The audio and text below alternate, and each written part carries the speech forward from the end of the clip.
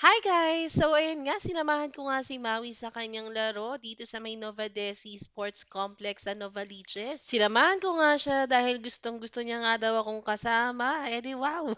Nakarating na nga kami at ito nga ay magpapark nga muna kami dito sa itaas. At sabi ko nga kay Maui, ibilhan niya ako ng kape dahil nga antok na antok pa ang lola niyo. Pinagkasundoan na nga namin ito bago nga kami umalis sa bahay na sasama nga ako sa kanya pag binilhan niya ako ng kape.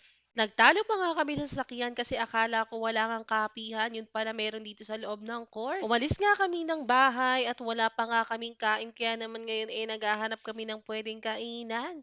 At may nakita nga kami dito na nagbebenta ng chicken pastil. Nung makita ko nga kaya nga sabi ko kay Maui, iyan na lang ang kainin namin.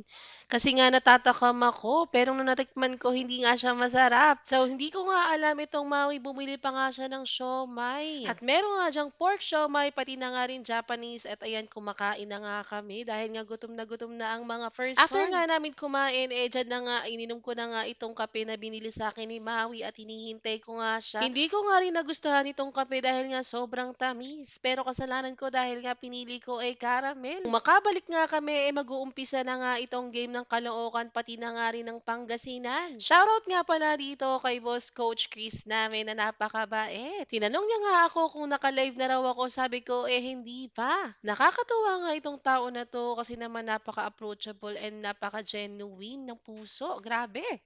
Nalaman ko nga na magka-birth month pala kami kaya naman magbo-birthday na kami next month, this coming March. Nag-uumpisa na nga ang laro ng Caloocan at Pangasinan at nang matapos nga ito talaga namang nanalo rito ang Caloocan.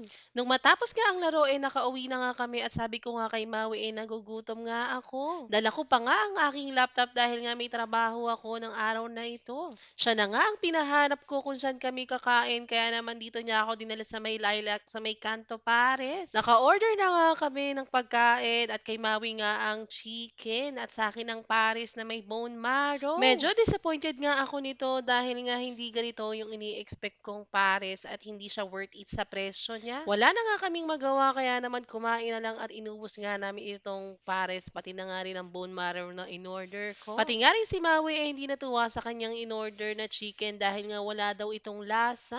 Kaya naman in-enjoy na lang namin itong araw na ito. Actually, itong gabi nito dahil nga minsan na lang kaming kumain na kaming dalawa lang sa labas. Kaya naman in-enjoy ko na nga lang din itong bone marrow dahil nga napakamahal nga nito. Kaya naman mapapasabi ka na lang talaga na Lord, nasa langit na ba ako? Pero mapapa-thank you Lord ka na lang talaga sa lahat ng blessing na binibigay ni Papa God sa ating lahat. Kaya naman, ano pa bang hinihintay natin? Tara na tayo ng kumain. Bye!